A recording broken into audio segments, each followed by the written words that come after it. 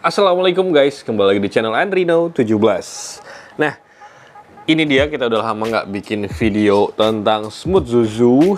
Kali ini gue mau bikin video gimana gue ngecas, ya kan. Kenapa? Karena yang akhirnya gue beli home charging sendiri. Karena kenapa? Yang padahal kan Smooth Zuzu ini dia bisa swap ya, sistemnya bisa ganti baterai. Cuman kendalanya baterai itu semakin sulit didapat. Semoga pihak Smooth Zuzu dan pihak swap menyediakan lebih banyak baterai dan stasiun-stasiunnya. Nih, dan gue juga punya home chargingnya, atau beli home chargingnya itu nggak yang bawaannya si Smooth ya. Kenapa? Karena lumayan juga harganya, sekitar 1.200.000-an untuk home chargingnya, dan dia lumayan cukup lama untuk pengecasannya. Yang akhirnya gue beli casannya itu ini dia, casannya seperti ini, kecolokannya ini lumayan sih, lumayan cukup cepet ya, 5 ampere itu gue selama ini gue coba dia di kurang lebih di 20-30% itu, sampai 100%-nya kurang lebih 2-3 jam. Jadi nggak terlalu lama. Nah, ini kita sekarang coba ya, tester ya, pengetesan. Nah, sekarang kondisinya itu udah 51%. Jam 10.32 ya, 10.22 tuh. 10.22 kita coba dari 51% ya. Kita coba charge. Kita matikan dulu, jangan lupa. Jadi ini sih opsional kalau misalkan teman-teman yang sama kesulitan baterai di daerahnya, mungkin opsionalnya ya mau nggak mau beli home charging sendiri ya. Ini kemarin gue beli sekitar 800-an ya.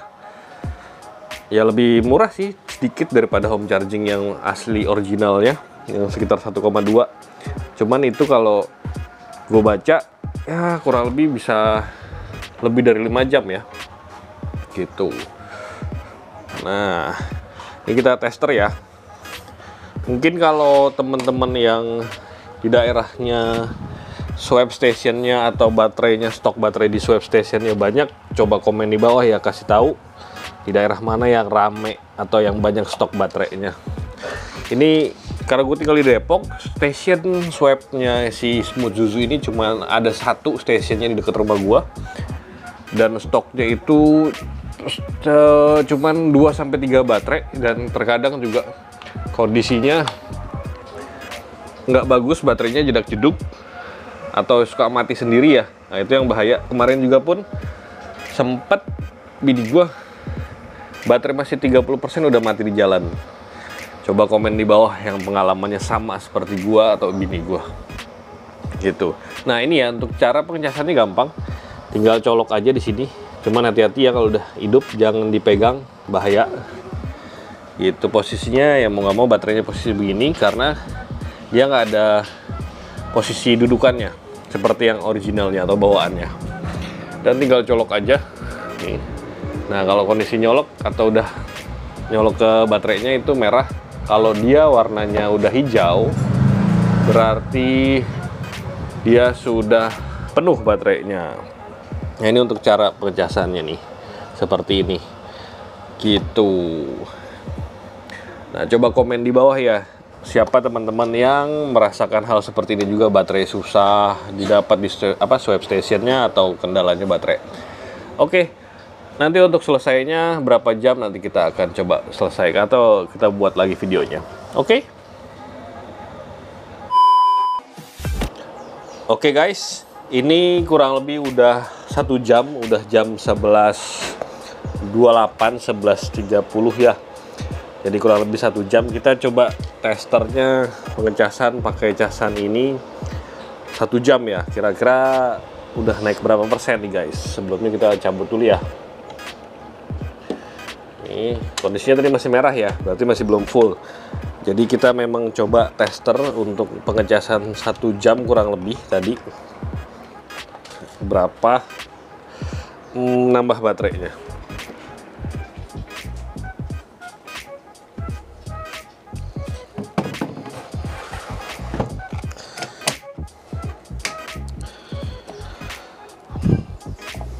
Berapa ya kira-kira? Tadi itu 51% ya. Sekarang dia di 81%. Tuh.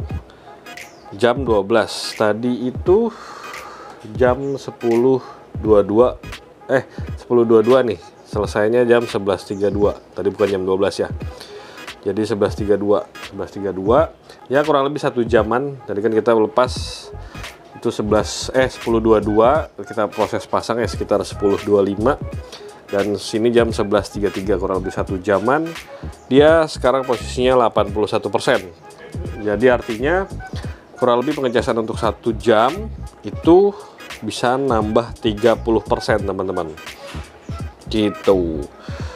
Itu ya. Jadi lumayan cukup cepat juga untuk casan ini, home charging ini 30%. Jadi yang biasanya itu kalau mau penuh dari 20% ya kurang lebih sekitar 3 jaman lah. Kenapa saya selalu nggak pernah sampai habis ngecas baterainya? Karena untuk biar awet juga baterainya ya. Jadi dibiasakan juga pengecasan itu nggak sampai 100%, dan untuk ngecasnya juga jangan sampai 0 banget atau 20% itu udah dicas lah.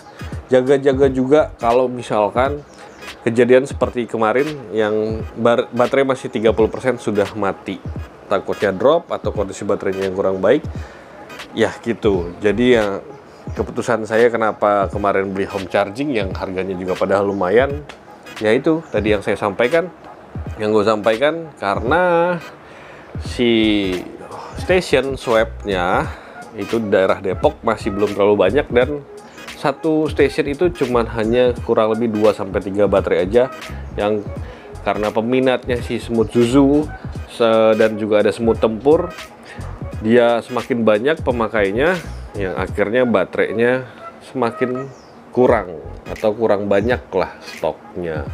Jadi yang akhirnya kita berebutan, dan juga masalahnya juga baterainya nggak semuanya kondisinya fit atau kondisi bagus.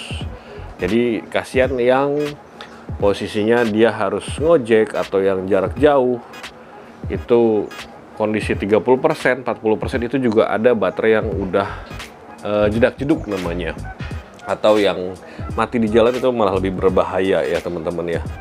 Gitu. Nah ini mungkin untuk sharing kenapa saya beli home charging, yaitu karena tadi pilihannya mau nggak mau untuk jaga-jaga kalau misalkan baterai di station dekat rumah itu sudah tidak ada. Dan harapan kita untuk memakai si Zuzu atau Tempur ini kedepannya semakin nyaman. Semoga dari pihak Swap atau Smoothnya bisa menambah station atau baterai dikondisikan yang lebih baik dan lebih banyak lagi. Semoga video ini bermanfaat, dan jangan lupa subscribe, like, dan komen. Dadah!